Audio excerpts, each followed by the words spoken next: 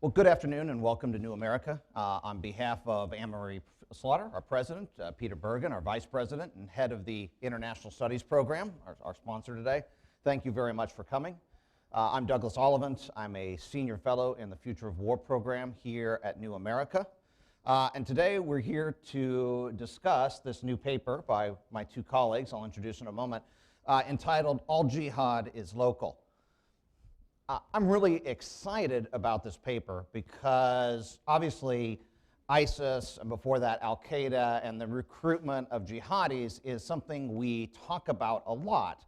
And you will often see people on stages, not unlike this one, debating how this comes about, why do people go join ISIS, and so on.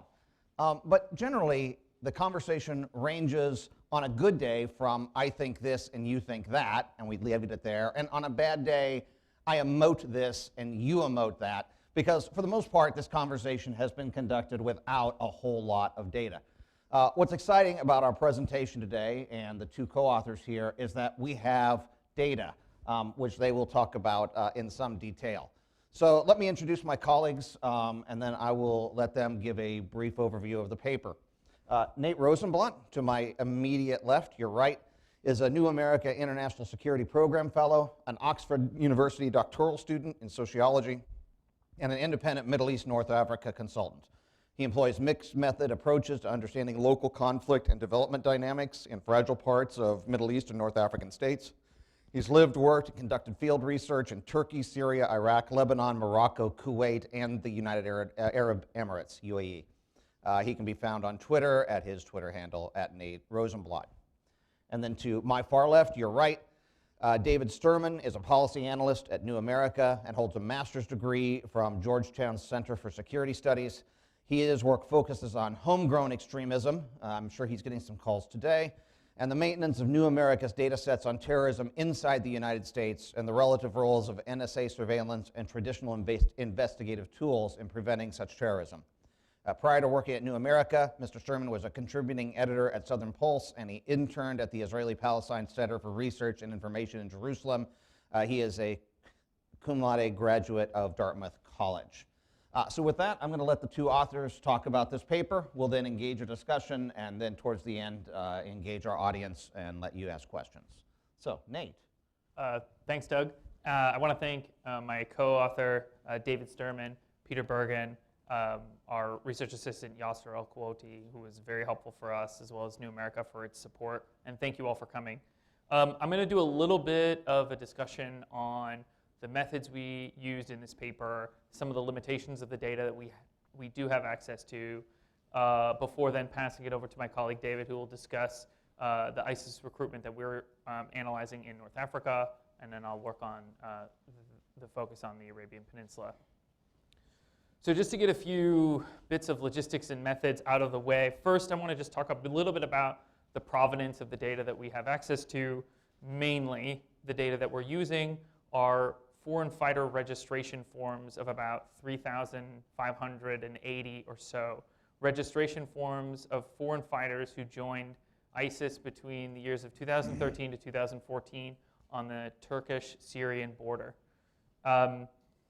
These forms are essentially ISIS's record keeping of new foreign fighter joiners. They have a variety of questions that include name, nom de guerre, even mother's name, blood type, but also include a lot of really interesting material on previous professions, education levels, religious knowledge, countries traveled, people who referred them to join ISIS, people who facilitated their arrival, and a variety of other things. And that's the main data from which we will be drawing conclusions today. I'll get to the limitations of that data in a minute, but I would just say this data were smuggled out of Raqqa in March of 2016.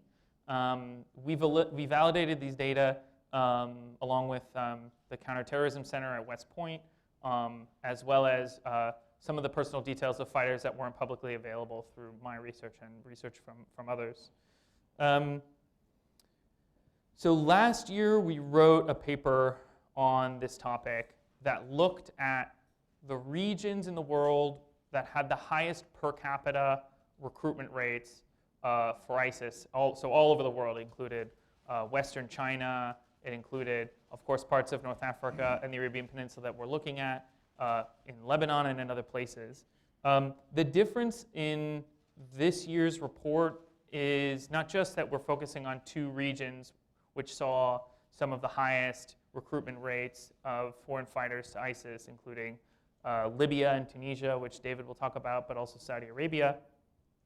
But also we tried to supplement the data on foreign fighter registration forms with other useful information. So we used census data in a variety of cases to say, okay, if fighters who are joining ISIS from Saudi Arabia are reporting a certain education level or a certain level of sort of work profession or skill, how does that correlate to the places that they're from among the general population? Are these representative of these people from the provinces they come from, or is this a distinct phenomenon that we should take a look at?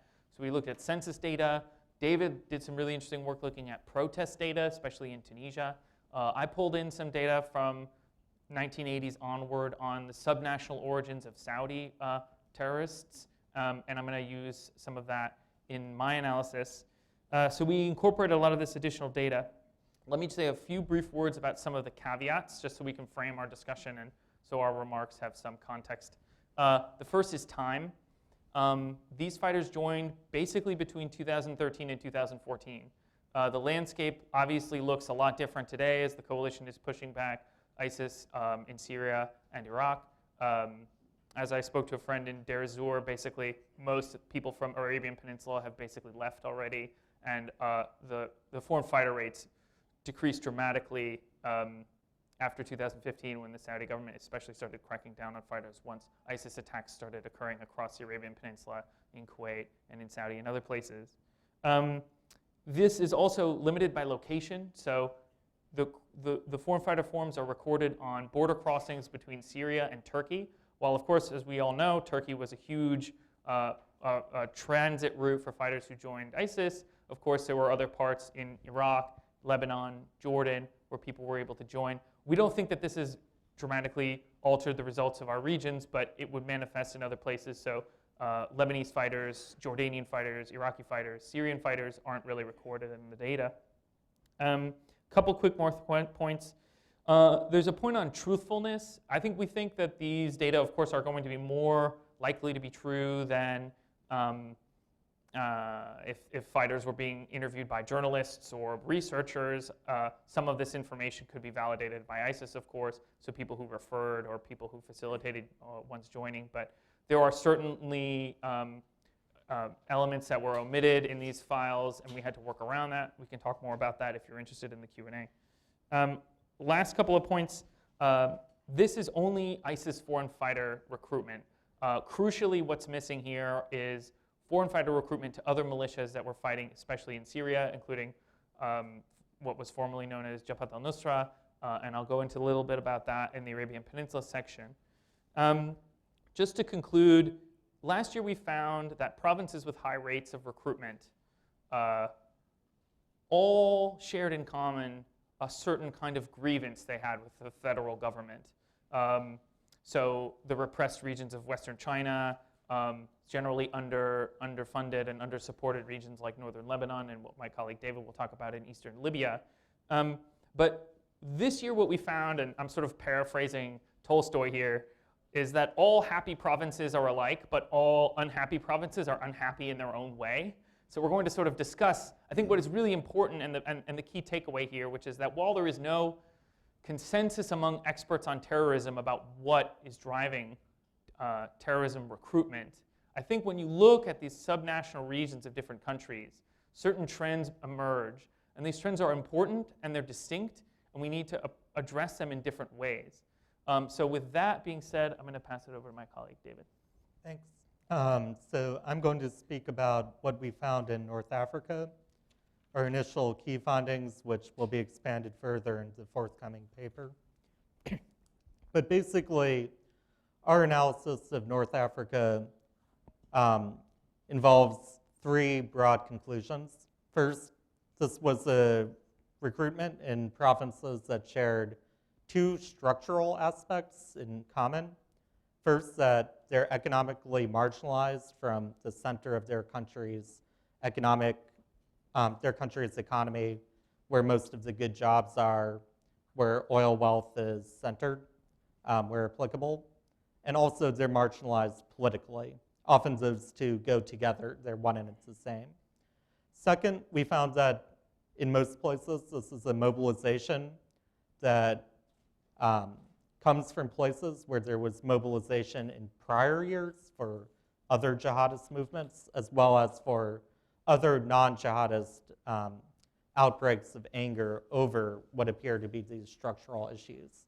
That recruitment and mobilization, which ISIS is the latest, or perhaps now the not so latest example of, is predated by these other mobilizations. And finally, where mobilization occurred, where it's not a product of a long history of mobilization and outbursts of anger, whether jihadist or not, it's a product of the Arab Spring, which really was a massive outbreak of this anger and spread that anger throughout the region in a way that metastasized the problem.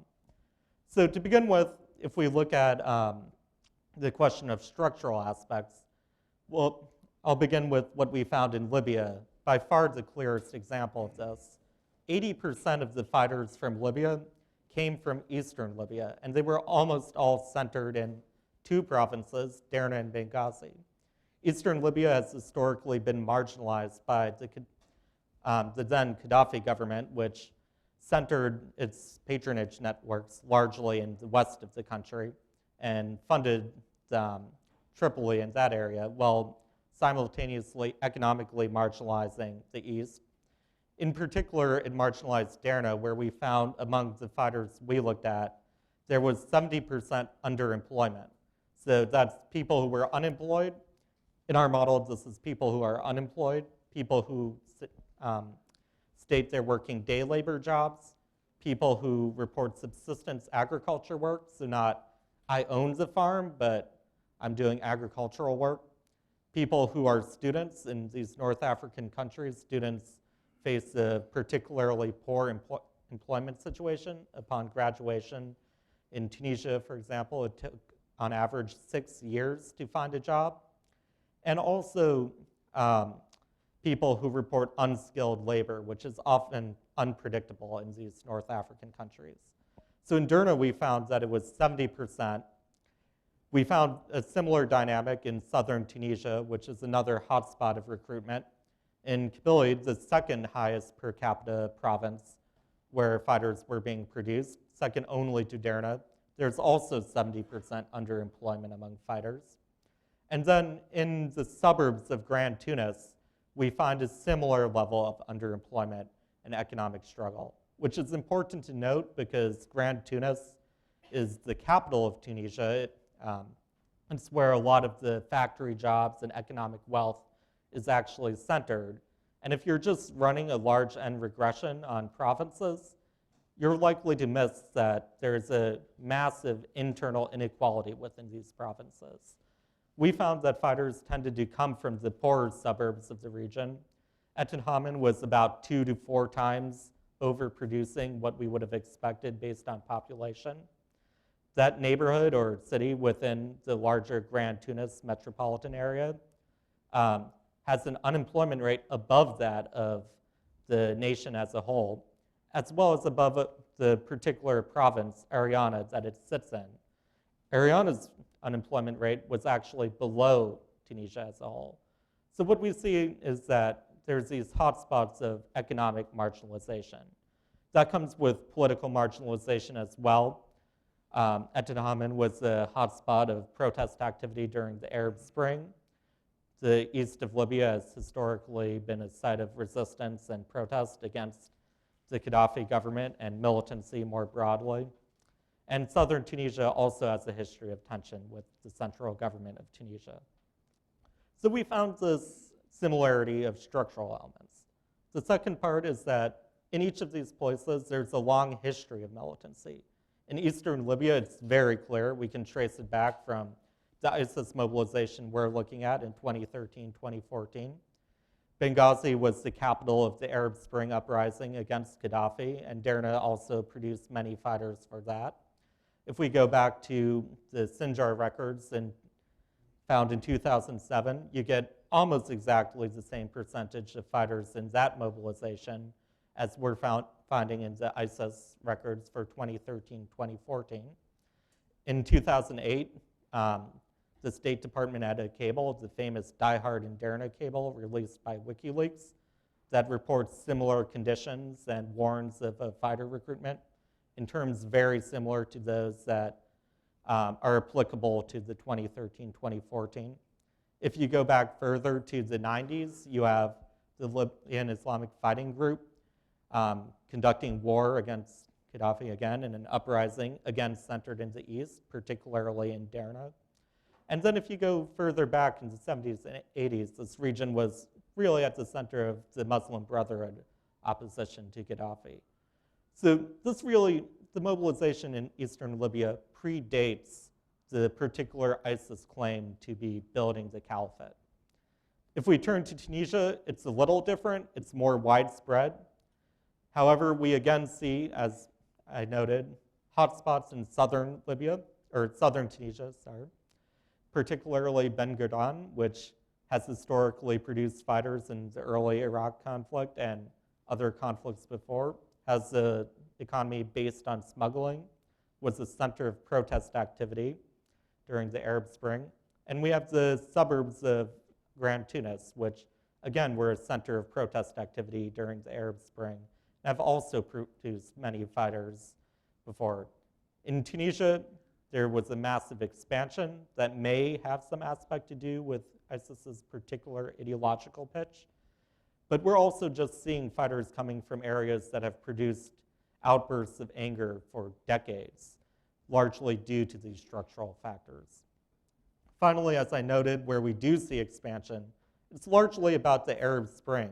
This is pretty clear in Tunisia, where the government fell as a result of Arab Spring protests that were particularly high in the areas that were hotspots.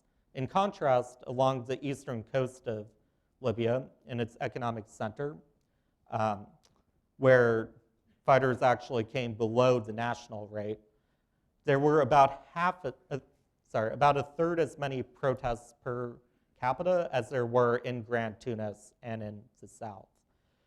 In addition, we see on an individual level when we look at the data, about 7.5% of the fighters who mobilized from Tunisia were recommended by one figure who came out of Ansar al-Sharia and then based himself in western Libya, where he was running a training camp in Sabratha. And that's, again, an example of how these dynamics of the Arab Spring really created the foundation that ISIS then built itself atop. So the basic conclusion that I'll float for you here, that we're still looking at, is in many ways the counter-messaging and the idea of countering violent extremism that has become a very important part of countering ISIS recruitment doesn't make sense in much of North Africa. Countering ISIS's claim to be building the caliphate does not address the problems in Derna, where there was recruitment for decades prior to ISIS's rise. It has some element in Tunisia, but you're also going to run into this repetitive mobilization of the poor and angry areas that are being produced by structural factors. So we really, to the extent we're going to prevent the possibility of a future mobilization, it's not going to happen simply on counter-messaging. It needs to address these structural issues. Thanks, David. In contrast, I think the Arabian Peninsula has a variety of very distinct trends that I want to present today. Before I go into the three arguments that I want to make on ISIS recruitment in the Arabian Peninsula, I just want to note that there are a few countries where there just simply weren't enough foreign fighter data in the forms to draw any conclusions from. So Qatar, Oman, and the UAE had less than 5 fighters in each one of those countries in the overall data. So my findings don't discuss, and the report won't discuss those 3 countries. Some supplementary information and qualitative work was done on recruitment in those 3 countries. We can discuss those in the Q&A, but I just generally want to focus on Saudi Arabia, which had about 90% of the fighters that reportedly came from the Arabian Peninsula, as well as Kuwait, Yemen, and Bahrain. So that being said, I'm going to give you 3 arguments that I think are really compelling about ISIS recruitment in the Arabian Peninsula, things to think about. First, that this is a new phenomenon. Second, that the contexts and motivations appear to be different in each one of these countries and not just from the Arabian Peninsula in comparison to North Africa. And then third, that the regions with high rates of ISIS recruitment of foreign fighters are ones that have elite-level political and social connections. And that's a very distinct trend from what David just discussed with regards to marginalization. And I'm going to discuss those 3 and give a little bit about what I think the policy implications of each one of those are. So the first is that this is a new phenomenon. And there are a few points I want to make under this. The first is that we all know that ISIS has recruited a lot of young people to join, especially in comparison to other terrorist organizations and recruitment efforts. But the Arabian Peninsula is distinctly more youthful than the rest of the sample of ISIS recruits. It's over, so the average age of ISIS fighter from the Arabian Peninsula is over a year younger than the overall sample. But when you dig even more deeply into this, or I should say, it's also distinct from the demographic trends of the region as a whole, which generally skew older than the rest of the Arab world. But when you dig into this a little bit more deeply, you find that the regions with the highest rates of ISIS recruitment at the subnational level correlate very strongly with the proportion of those regions that have youthful populations. So the youngest populations as a proportion, so 15 to 29, as a proportion of the overall provincial population, the youngest ones are the ones that have the highest recruitment. And so I did a bunch of regressions to figure out which trends were most interesting about the overall provincial population. Household income, so was it poor people that were being recruited? Education levels, so was it undereducated or overeducated people that were being recruited? And a variety of other factors. The only factor that had a strong, statistically significant positive correlation was the proportion of a provincial population that was between the ages of 15 to 29. The second piece about this phenomenon that I think is new and important to emphasize is that the fighters that came from the Arabian Peninsula were much less likely to have reported to participate in a previous conflict. So the question on the form is, have you participated in a previous jihad? About 12% of the overall sample of fighters that we looked at reported yes. So places like Libya, places like Yemen, Afghanistan, Chechnya, Bosnia, and other places. But in the Arabian Peninsula, only 5% of the fighters reported to have participated in a previous jihad. And when you look at the correlation between provinces that report participation in previous jihads, there's no relationship whatsoever between people who participated previously in a jihad and people who joined ISIS. So all of this is strongly suggestive of the fact that this phenomenon in the Arabian Peninsula, the people who joined ISIS were new to fighting in conflicts and new to fighting or new to affiliations with jihadi organizations as a whole. And then qualitatively, when interviewing people, a lot of them would admit that this was very new. The 2 places where this was most acute were in Bahrain and Saudi Arabia. Bahrainis and Saudis would say the subnational origins of fighters in these 2 countries were places that were new. I'm going to discuss a little bit about the Saudi case in a minute. But then what's also interesting is where fighters are not coming from. And the best example in the Arabian Peninsula is Yemen. So in the Yemen ISIS foreign fighter sample from 2013 to 2014, only 26 fighters we could locate at a subnational level, there were about 30, 35 fighters from Yemen as a whole. When you compare that to rates that were in the Sinjar papers, so during the Iraq War, or people who were detained in Guantanamo from Yemen, the rates are significantly higher. So in the ISIS foreign fighter sample, you had about 30 Yemenis out of 3,581 total fighters recorded. In the Guantanamo case, you had 110 Yemenis being detained out of 770. So 4 times more Yemenis being involved in a sample that's 4 times smaller. So something is happening here. And I have some hypotheses for why that is. We can discuss those in the Q&A. But all of this suggests the phenomenon is new, and I think from a policy perspective, we need to seriously think about the efforts that the region is undertaking at de-radicalization, not just arresting people who are perpetrating terrorist acts, but more importantly, figuring out ways to prevent future waves of mobilizations to occur. The second thing I'll say is that it appears that not only do these countries have different motivations than North Africa, but they're different from each other. So the two cases I want to focus on here are Bahrain and Saudi Arabia. Last year's paper, we talked a lot about the mobilization of fighters from Bahrain. I'll say very briefly that in 2011, there was a major Arab Spring demonstration in Bahrain, and the Bahraini crackdown required the use of and sanctioning of very, very violent rhetoric against the majority population of the country, which is Shia, by the government, which is the minority of the country's population, which is Sunni. And I think the mobilization of communities in Bahrain that we see where ISIS fighters are coming from was one that was encouraged by the government. The crackdown was violent, and I think a lot of those guys ended up joining ISIS. We can talk a little bit more about this phenomenon in the question and answer, but I want to get to a really interesting case, which is Saudi Arabia. So in your handout, you have it all the way in the back is a map at the bottom of 3 different maps of Saudi Arabia. And so what I did when looking at the recruitment in Saudi Arabia was I looked at the historical rates of recruitment. Where were Saudi fighters coming from when they went to Afghanistan, or when they went to Iraq, or when they went to Bosnia or Chechnya? So I had 3 different data sets that I looked at to map where Saudi fighters were coming from. And the places Saudi fighters were coming from were completely different than the places where Saudi fighters were coming from who were joining ISIS.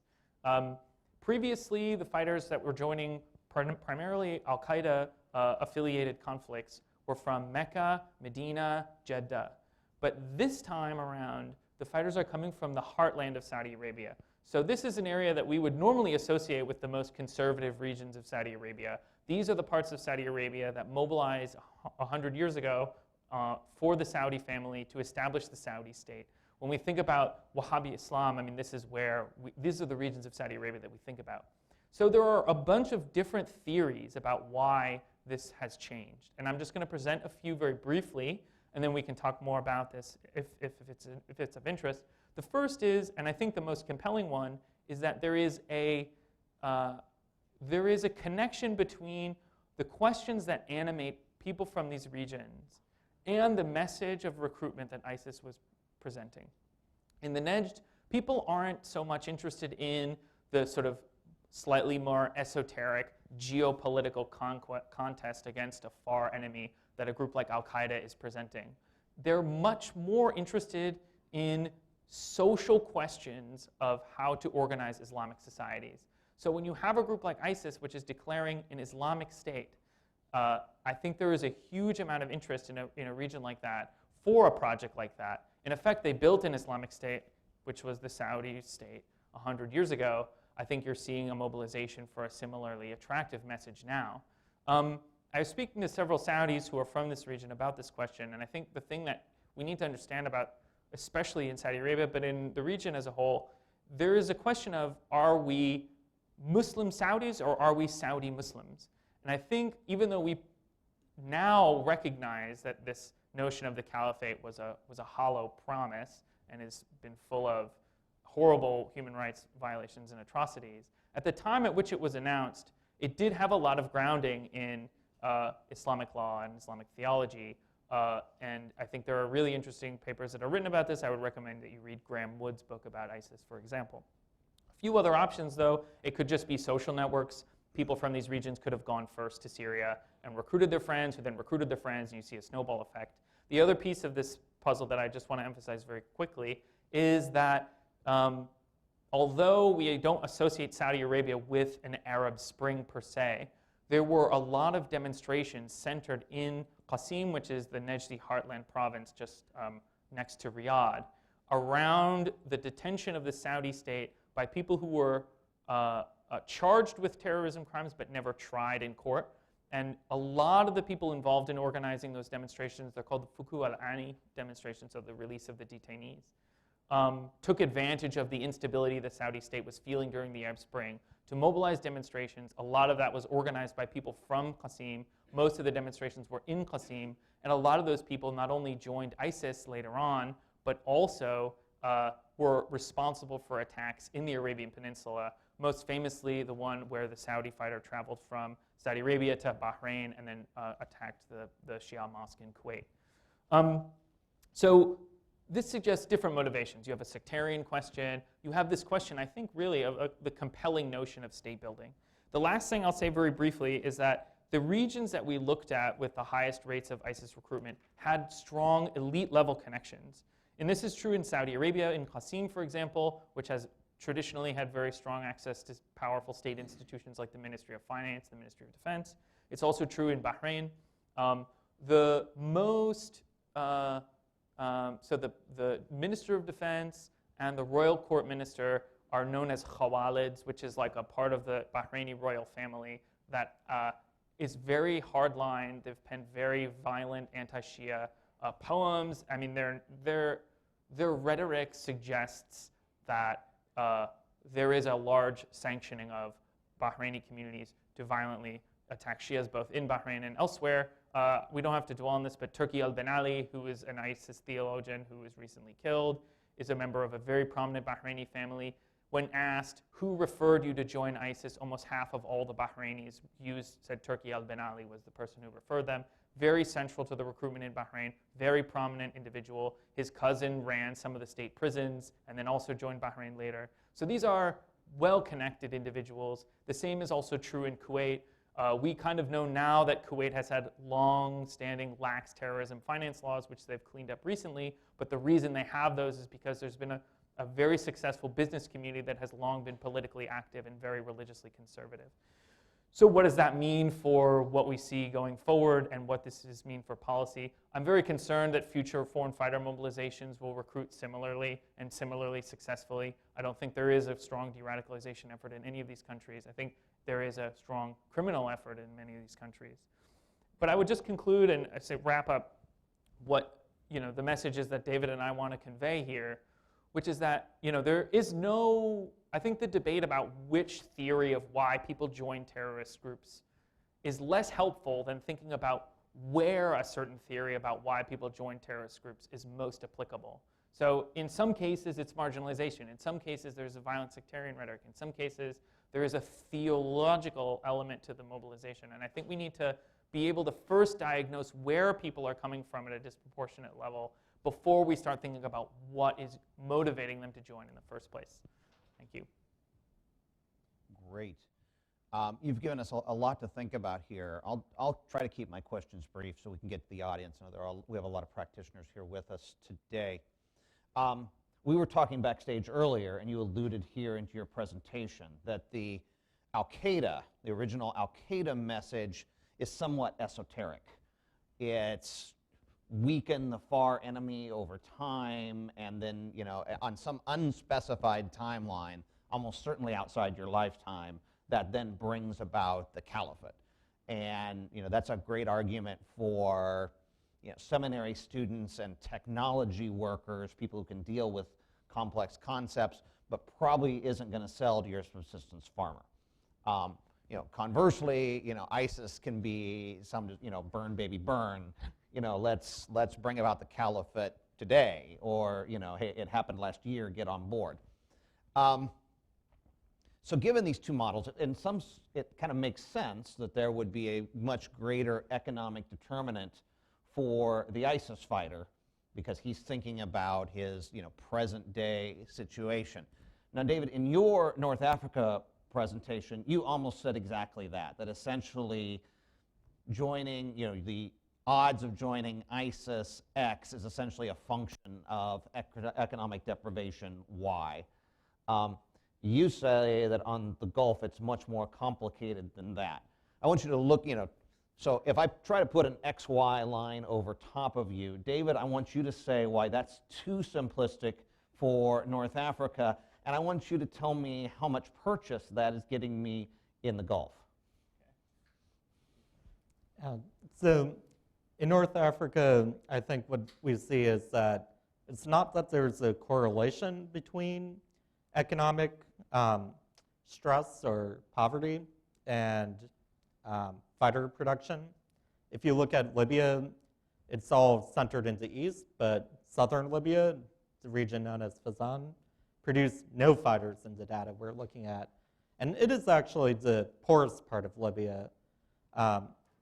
What the key aspect is much less that you can take as a policymaker or threat analyst the economic data and pinpoint from that we should focus on somewhere, that when you do find a place of high production, it shares this aspect of economic stress. There may be other places that are also economically stressed, but don't have the history of political mobilization or the political grievance.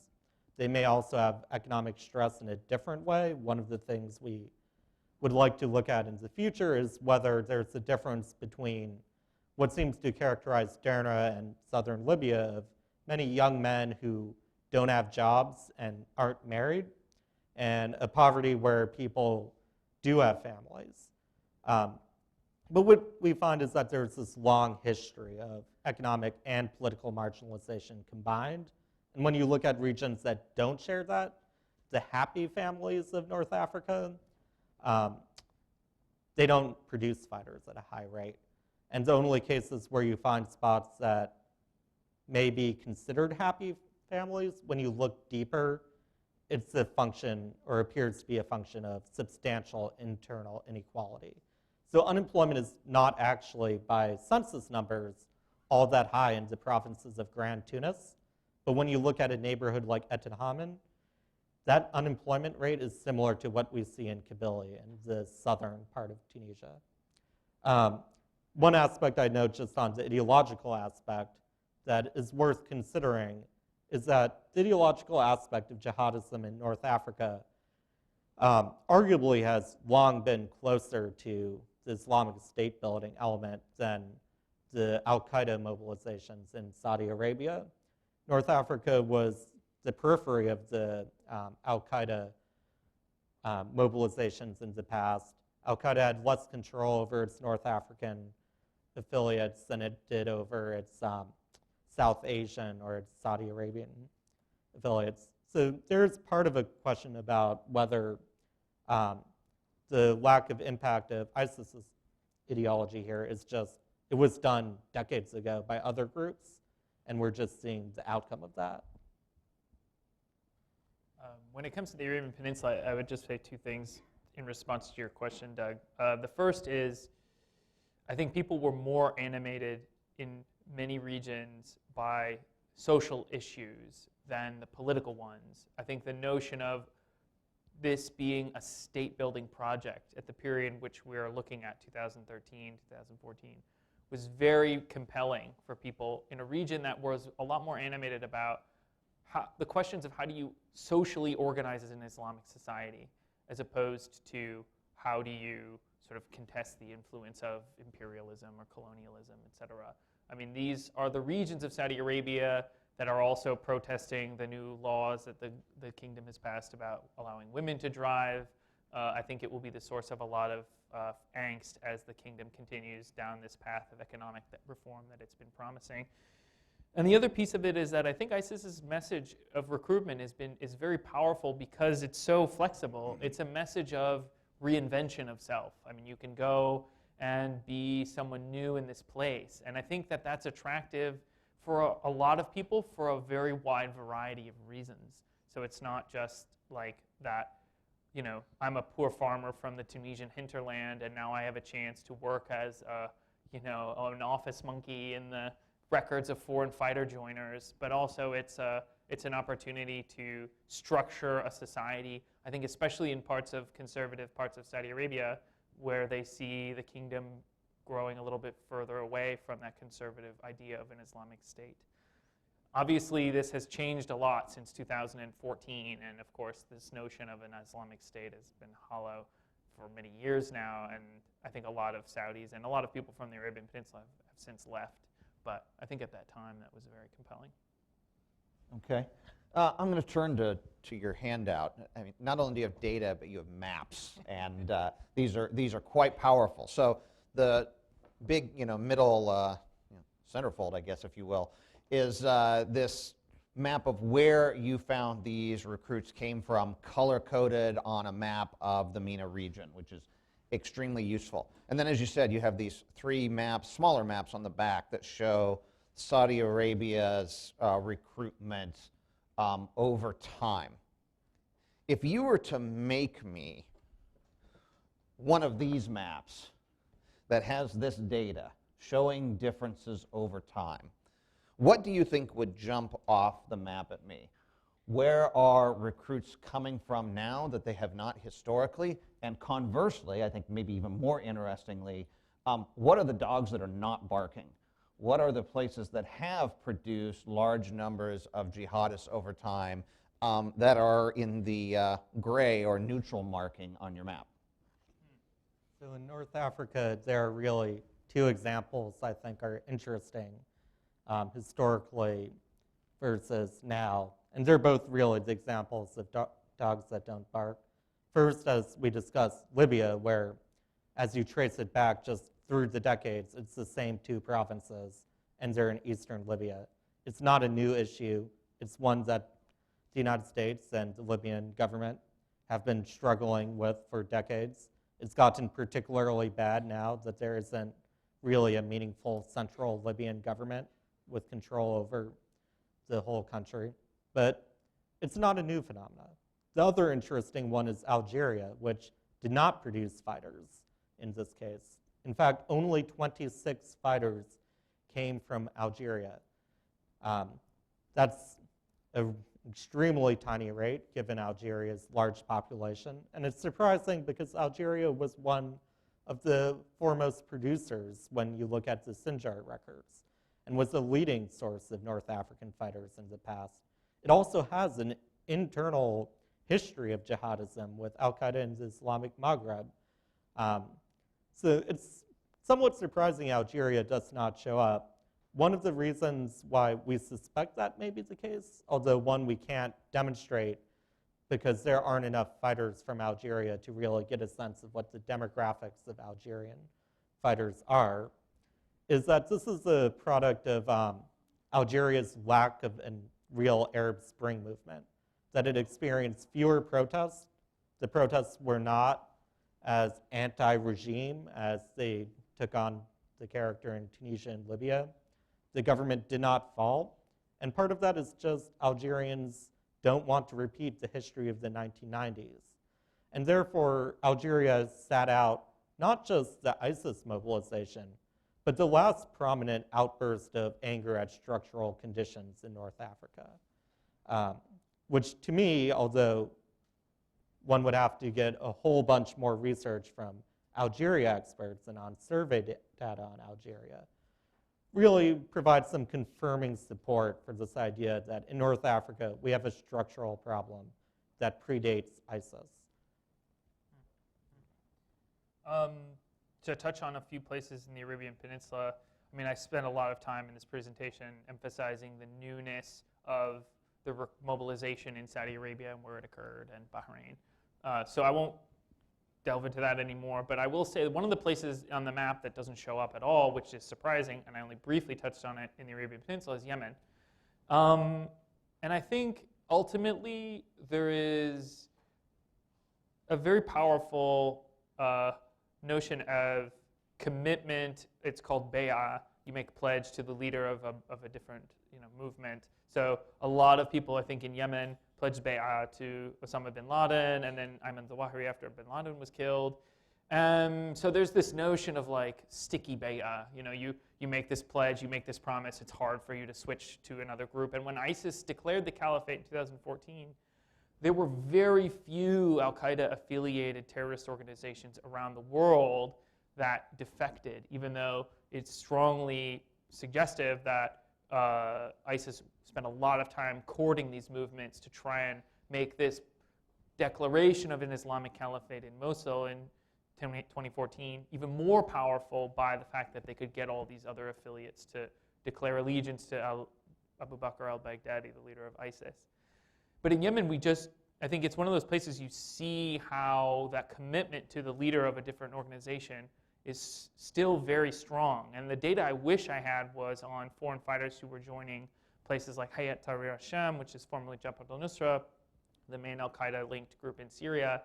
I believe that it's very likely that we would see a similarly high rate of Yemenis joining a group like that, accounting for the fact, of course, that Yemen has its own conflict going on right now and that there are a lot of people taking part in that and not having to leave at all. Outside of the Arabian Peninsula, there are a few other countries I would want to highlight. One, I think, is Turkey. I think that the political support of the Turkish government to a variety of militants in the Syrian conflict, including even the Al-Qaeda affiliated group at the time called Jabhat al-Nusra, Hayat Tahrir al-Sham, it's gone on and on and on, lots of rebranding, lots of videos on YouTube, lots of patches and logos. But anyway, I think the Turkish political support for these movements has given citizens in Turkey a lot of freedom to join these conflicts. And this is a place that I think there's not a lot of really good work being done on what the motivations are and where they're coming from. And another place that I would emphasize is Jordan. I think that it has been very well documented, the involvement of Jordanians in the Afghani conflict, the Iraqi conflict. Our data doesn't show a lot about Jordan, unfortunately, simply because I don't think a lot of Jordanians would need to fly to Turkey to enter Syria. They could simply do it on their own. But I also don't think that there are a very large number of Jordanians represented in either of these movements, mostly ISIS, but so I'll just leave it there. Okay. You kind of preempted my last question, but I'll ask it anyway. You've been pretty careful about staying in the limits of your data, so now I'm going to try to make you do it. We're all taught not to do on the first day of graduate school and extrapolate from your data. Again, you have these wonderful maps on the back that show the differences between this time period, the 13-14 time period you're talking about, and historical norms. If you had the data on where are the other Al-Qaeda affiliated movements, not the other Al-Qaeda, but the Al-Qaeda brand, where are they getting their recruits? And for that matter, other minor jihadi groups that are, I think there are still some that don't fall under either the ISIS or the AQ umbrellas. If you could get the data on these, then do you think the current map would look much more like the historical norm? In other words, do you think they are still producing, these source countries across North Africa, across the region, are still essentially producing foreign fighters at the same rates, or at least in the same proportions? Probably the gross numbers wax and wane over time, but proportionately, does it look the same, or do you think something is changing in the way that jihadist groups across, let's call it this whole family of extremism, across the way that all these groups are recruiting? Is this something new, or is this just a limitation of we have one snapshot of one segment of the recruitment? Yep. I would say there are two things that have really catalyzed recruitment among the whole variety of organizations, Al-Qaeda, ISIS, and a variety of others, and those are the Syrian conflict and the Arab Spring. And I think when you think about those two as the sort of key determining variables, so when it comes to Arab Spring, I think like David has mentioned, you have the case of Tunisia where the phenomenon of ISIS recruitment is widespread and at extraordinarily high rates as compared to a place like Morocco, which has a dispersed ISIS recruitment, but didn't have the extent of the Arab protests that Tunisia had, and therefore that level is much lower. There are obviously other more complicated factors, but let's leave it at that.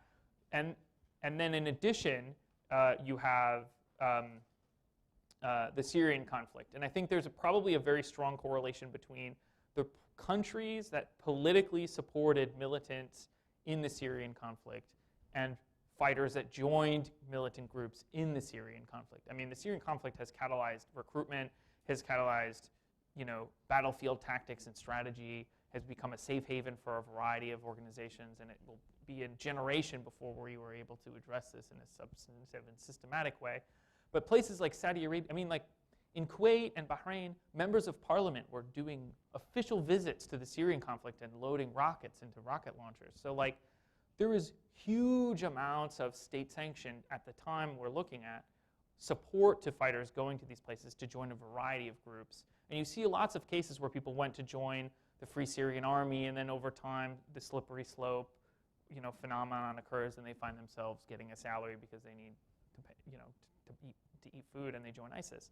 So I think those two variables are hugely important when you think about where fighters are coming from. And so I would propose one would do a study to see how that relates. But yeah. The only thing I would add on is the question of whether we'd see similar locations had we gotten the Al-Qaeda recruitment records or the XYZ militia records, is I'd return to one of the overall findings of our paper, is that we shouldn't be so focused on the overall question, but the question of where. And while it's certainly possible that this would not be differentiated by geography, and we can't really say, as we don't have access to that data, which one of the sort of suggestions I'd have is, to the extent the government has and can release that data, that's a major hole in research right now. But my tendency would be to think that in North Africa, there probably isn't a big difference. We sort of see that in Libya, that historically the various mobilizations are relatively similar.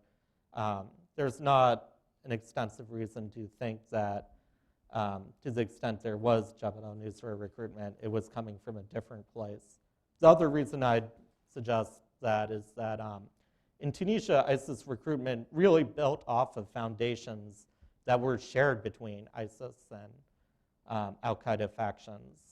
That it was built off of Ansar al-Sharia, which was engaged in an internal split over which way are we going to go. And one that wasn't really resolved conclusively either, but split particular individuals within it. So in North Africa, I would tend to think that an area of further study should be looking at that, and the incoming hypothesis would be that it's similar dynamics by group. Whereas in the Arabian Peninsula, I think there's reason to begin with the hypothesis that there's a difference between Al-Qaeda and ISIS. And one area to test that would be interesting is Yemen, where there's basically no meaningful ISIS recruitment. And there's been some reports of large numbers of Al-Qaeda, Jabhat al-Nusra, other groups' recruitment from Yemen. Whether those are believable or accurate, I have no clue, but there does seem to be a distinction in what's reported versus the ISIS files alone group. I said that was my last question, but I lied and asked one more very quickly. You've talked a lot about how this is bounded geographically, and that's a very important qualifier. How much is this bounded temporally? As you pointed out, these records are drawn from a time when ISIS is really at its peak, when otherwise responsible people here in Washington were saying, yeah, Baghdad is certainly going to fall, and probably Jordan and Lebanon right after that. I mean, ISIS looked pretty good in this 2013, 2014 period from which you're recruiting. So let's say the anti-ISIS coalition tomorrow grabs your paper and they're going to use it as the basis for their future CVE efforts. What cautions would you give them about, hey, we're looking at a period where, again, this was about the state building project. I'd caution you to not use it now that we're moving into a period that's going to look more traditional terrorism focused. I would just say that it is very, very, very impacted by the time. I mean, I think if you looked at post-2015 ISIS recruitment, you would find very few people that were coming from Saudi Arabia or the rest of the Arabian Peninsula, both because the Saudi government was starting to crack down on a lot of this, a lot of these departures, because attacks were starting to be perpetrated in the kingdom and in the rest of the satellite states around the kingdom, but also because no one wants to join the losing team. I mean, and that's effectively what ISIS became. And I think, this, but I would caution, if we were to do the briefing, I would caution people in saying, and I think this bore out in my presentation, that like the fundamental contexts in which these fighters were being recruited hasn't changed. And I don't see de-radicalization efforts actually addressing the root causes of these issues in the region. In Bahrain, I think it's the most acute of any in the whole Arabian Peninsula. Okay. With that, we will move to questions. Let me give you the ground rule for questions. Please raise your hand, wait to be recognized. Once you are recognized, please wait for the microphone so those that do not have the benefit of being here in the room can hear you. Once you have the microphone in your hand, please identify yourself and any relevant affiliations. And please ask a question. A question begins usually with a who, what, where, when, why, and when you ask it ends with a slight inflection at the end of your voice to indicate there's a question mark there. A short preamble to your question is acceptable. A long statement that essentially ends with a, so what do you think about that, is not. So with this, we'll go right here in the jacket.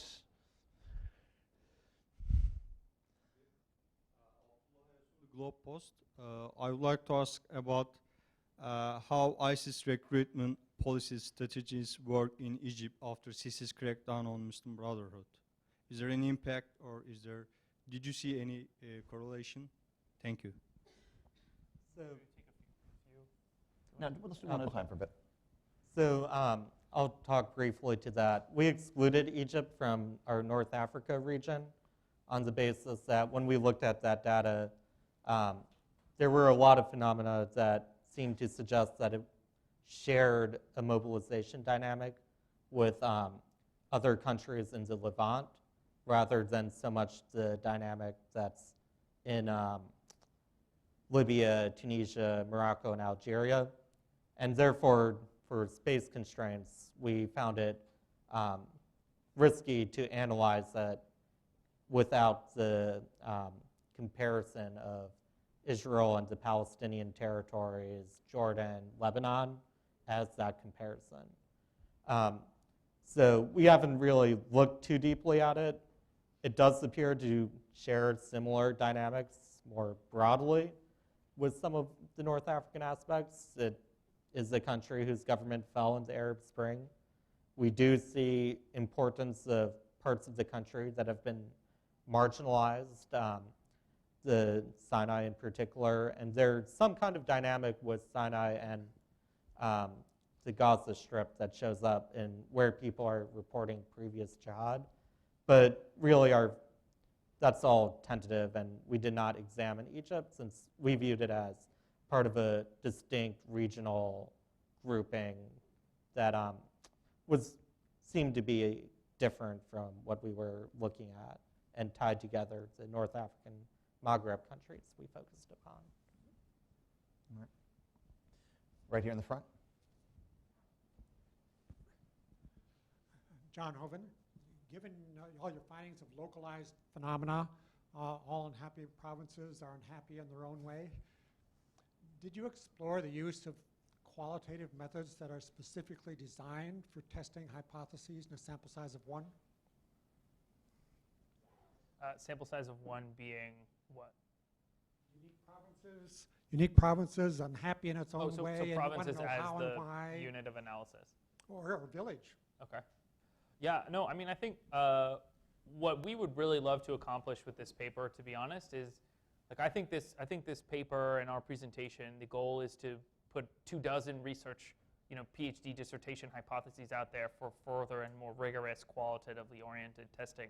I mean, these are strongly suggestive conclusions. We believe them to be true, but I think, as you emphasize, I think people should be going to these places where possible. I mean, I wouldn't advise anyone go to Derna anytime soon, but I think some of these places really require some in-depth qualitative work to validate or disagree with some of our findings. So it's a valid question. Great. Thank you. The woman on the aisle. Sarah Yerkes from the Carnegie Endowment for International Peace. The question is about political marginalization. You mentioned economic marginalization and political. How are you measuring political marginalization? How is it different from economic, and how are you sort of testing that? So the political marginalization can definitely use more measures that are better.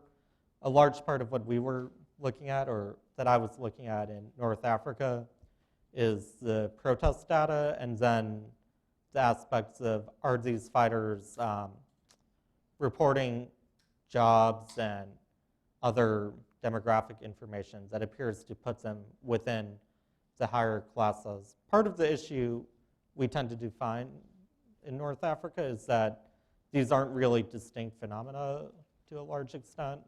There's places where they're obviously not the same, but in Libya, economic marginalization is so much a product of the way the patronage system and distribution of wealth and government jobs falls.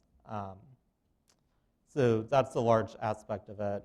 I'd also note that our emphasis on the protest data and qualitative work by others who have looked at the region. Great. Next, in the very back. David Galloway from the Department of Defense. This question goes more to North Africa. As you've identified these subnational regions that have these economic and social, political marginalization issues, is your study going to lend itself to a solution of perhaps focusing international aid, either from intergovernmental agencies or from individual countries like USAID or DFID, as a way of stanching the recruitment of ISIS fighters by improving the source of ISIS fighters? So this is one of the, I think, key areas that the process of our report really intervenes in the existing debate. There's this current debate, which I'm going to give you the sort of media narrative, obviously within academic and policy circles. It's a bit more detailed than this, but it goes something like, there's a set of people who say, we need to give them jobs, and then there's a bunch of people who say, jobs for jihadists, that won't make any difference. And one of their findings is that sort of debate is really unhelpful to getting at this. So in many of the areas in North Africa we looked at, these subnational areas, there does appear to be something about being underemployed or not having a stable job that I can't tell you it's causal, but it sure shows up in a lot of these provinces at really high rates. In contrast, if you go to the Arabian Peninsula, I think the people who say jobs for jihadists, it's an ideological aspect, probably have much more of a point in that region that many of the people from Bahrain, while they actually have not great job situations, there's a whole bunch of them that are well connected to institutions of power. The other thing, so just adding more jobs to that when there's an ideological aspect is unlikely to help. The other thing I'd note is that one of the things we need to get a better handle on, and that we're struggling with in this paper and the field is more generally, I believe, is the measures we're using to understand economic stress. North Africa suffers a massive underemployment problem that's not captured very well by our unemployment data. It also, many of the jobs of people who actually are owners of businesses are very unpredictable. There's substantial informal work, substantial illicit work. Even, for example, in Tunisia, jobs that are illicit are often only one step away from the smuggling economy, particularly in southern Tunisia. And therefore, you get this dynamic that if you just run your classical economic measures, it won't pick this up. And it failed to pick it up before the Arab Spring in Tunisia, that this outburst of anger was coming. But when you look at the more qualitative sense or ask people in these regions, they'll tell you marginalization or economic stress seems to have something to do with recruitment.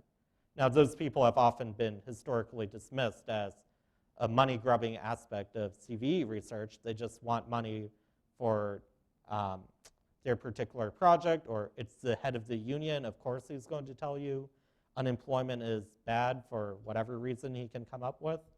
I would suggest that we should be a lot more trusting of these qualitative statements from people, particularly given the high rates of underemployment that show up in the fighter records.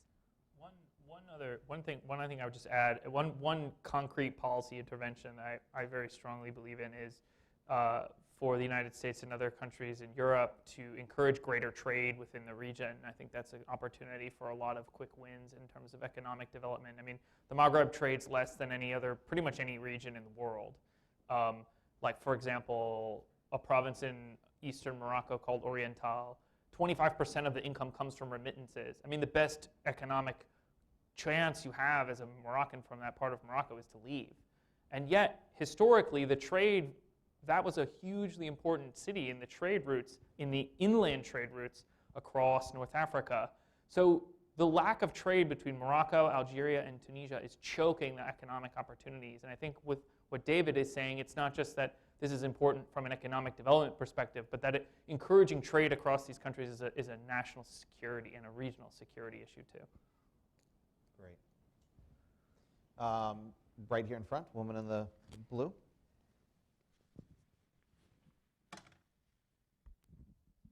Thank you. This is a very important study. Diane Perlman from the School for Conflict Analysis and Resolution at George Mason.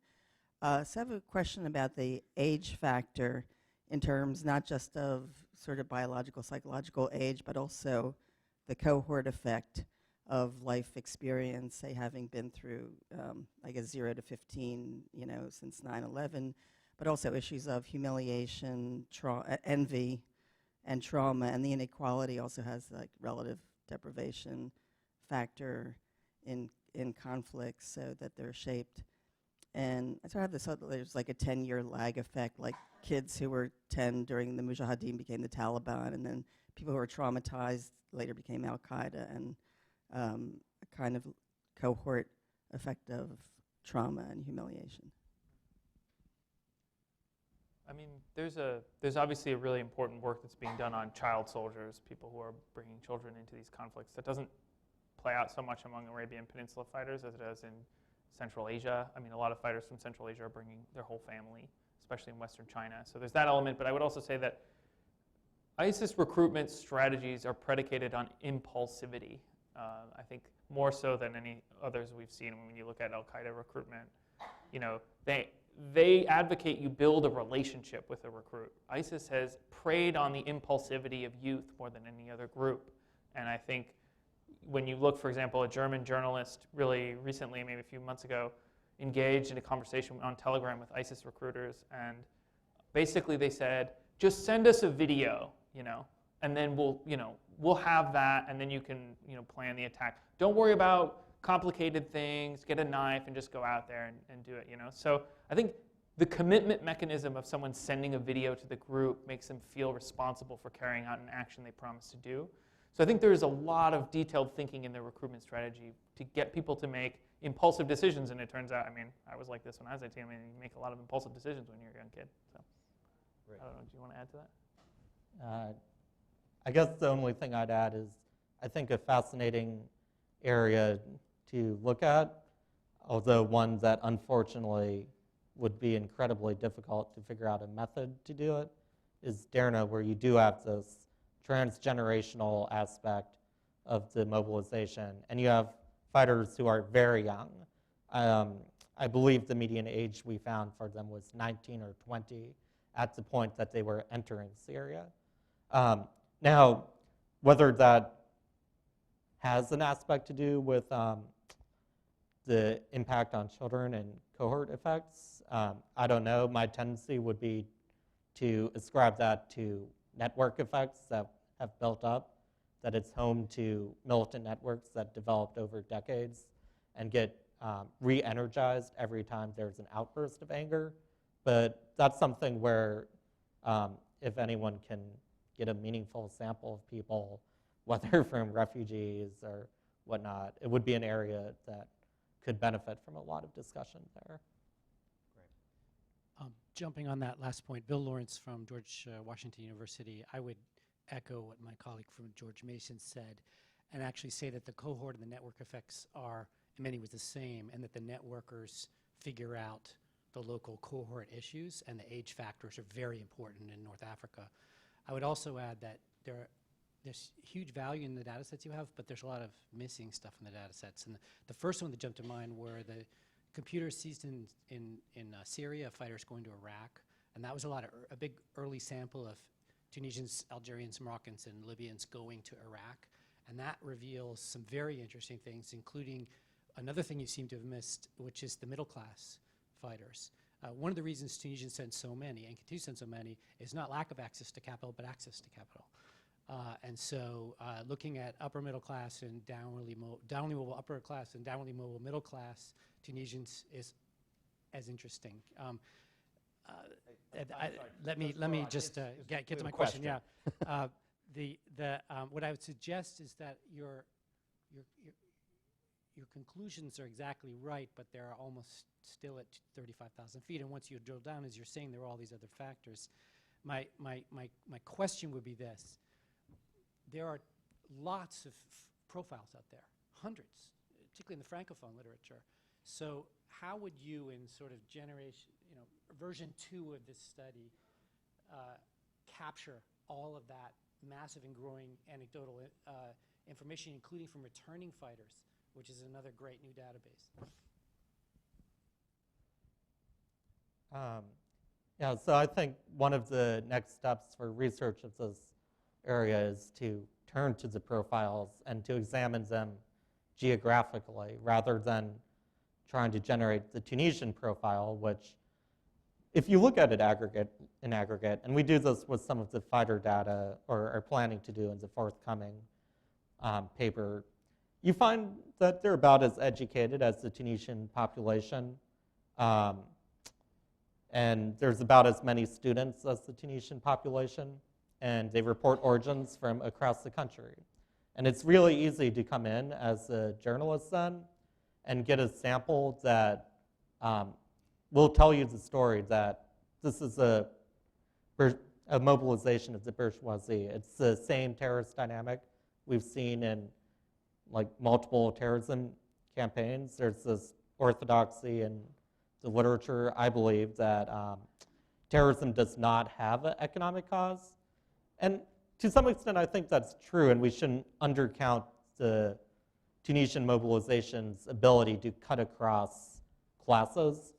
I would strongly warn, though, as you get more local, you begin to see that the places that really pop out are these geographically, in many ways, ghettoized areas that are producing underemployment numbers at such high rates. I think part of that is, with the Arab Spring, the economy really contracted in some ways, particularly for many of these areas that are hotspots.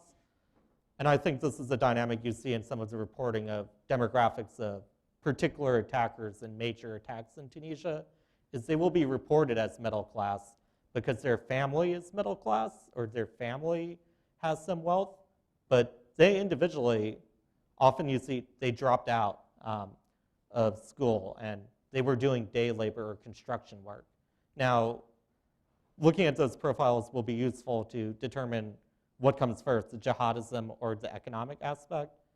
But one of my suspicions based on this data in Tunisia is there's an upgrading of people who really are not a bourgeoisie into the bourgeoisie, when really you've got a dynamic of unemployed, underemployed people who do not have a stake in society.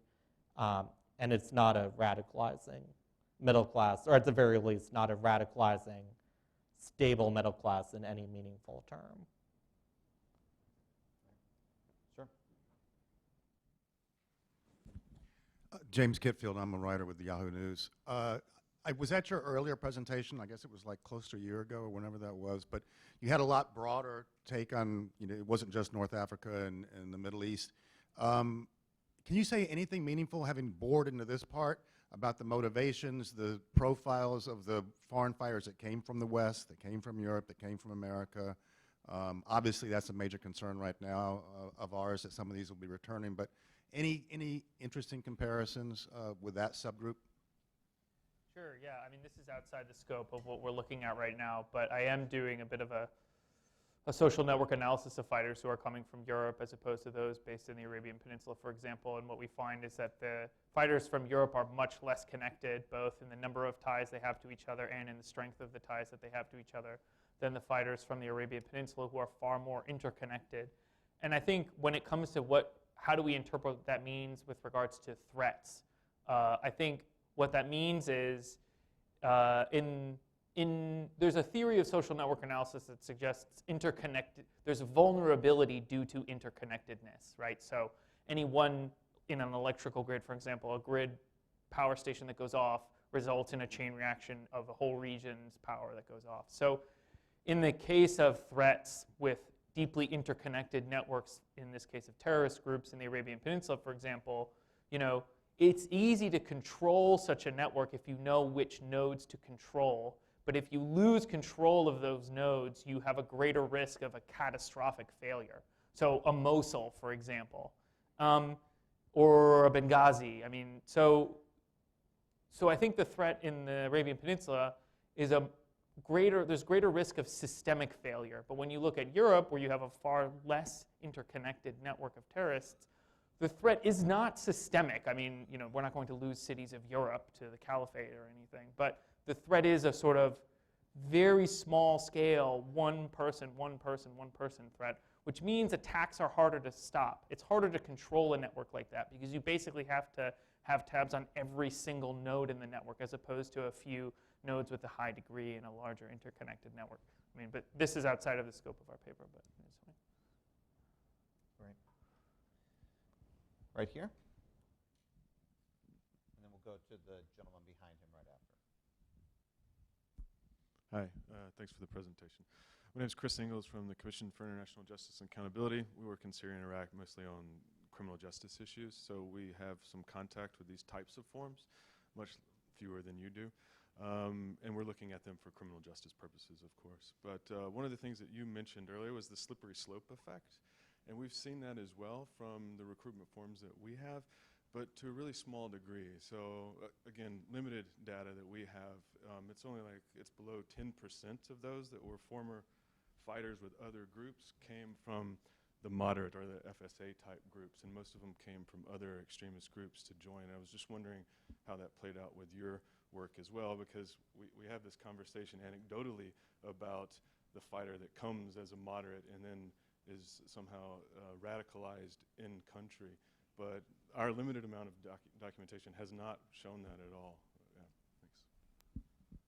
Yeah, thanks. I mean, the answer is I can't give you a good answer. So I mean, this is one of the issues about having foreign fighter registration forms that are recorded on the Syrian-Turkish border. So fighters who are recorded in these forms are entering Syria from Turkey. So they're not fighters who are in Syria switching groups, really. I mean, there's not enough evidence for us to be able to make any kind of concrete claim. Sorry. John Pilotich, State Department. Thanks for the talk. And I wanted to actually correlate to the issue of criminal justice and build on the point of how some of these things have been addressed in Europe, particularly in the Balkans, where the governments have put in sort of stiff penalties for any person going to partake in any foreign conflict. Have there been debates like this for such stiff penalties in the countries you're studying? Because they seem to have, at least in some parts of the Balkans, made it that only the real diehard is going to go. The person who stands to really have a difficult life back home, if they try to do this type of lifestyle, is likely turned off. Any research in this regard? Yeah. So the main source of our data for this paper, it doesn't really talk to that as its registration files, and not sort of government statements or terrorism within the countries overall. And also it's 2013 to 2014, the height of the mobilization when people were just beginning to see this as a major problem that required such changes. In North Africa, I think it's really a question of where you look at. In Libya, there's not all that much because there's not a particularly functioning government. On the other hand, sort of the routes have been strengthened and cut off that you would have to take to get to Syria. That really cut that down. In Tunisia, you saw a raft of anti-foreign fighter laws, some of them quite strict, with age-based travel restrictions. In Algeria, during this period, or during the late part of this period, you see a strong military crackdown on the few portions of the country where there was the effort to mobilize the internal ISIS threat. And from the United States' sort of country terrorism reports and other reporting, it sounds like that was pretty successful. And Morocco, like Algeria, has a relatively well-functioning security service compared to at least Tunisia and Libya during the time period we look at, where Tunisia was politically constrained as a result of the revolution, and Libya's had, in effect, collapsed because of the rebellion and the 2011 NATO intervention. And then as far as the Gulf, I mean, it's outside the scope of our data, but it's pretty clearly reported that once the countries in the Arabian Peninsula faced a domestic security threat as a manifestation of the recruitment of ISIS fighters, so basically 2015 and afterwards, they cracked down very hard on people going. But, I mean, even at that point, you could go to Saudi Arabia and people would be willing to talk to you about any number of people they knew who had left to Syria. So I guess my point is that, like, the underlying motivations and processes of radicalization in the Arabian Peninsula are still not well addressed, even though the criminal elements are heavily policed.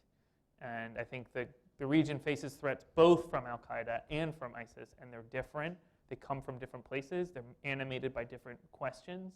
And the fundamental things that animate them are not being effectively addressed. All right, we have time for one last question. It just goes to the gentleman here.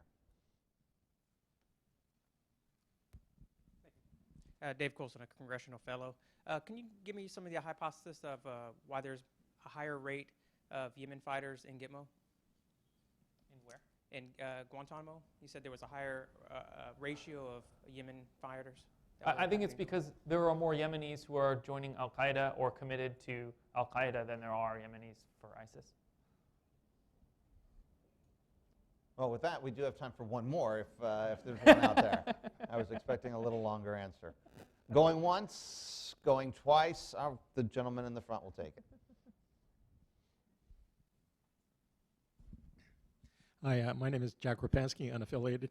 I was wondering if you could maybe contrast or compare the distinction between flow of foreign fighters and recruitment.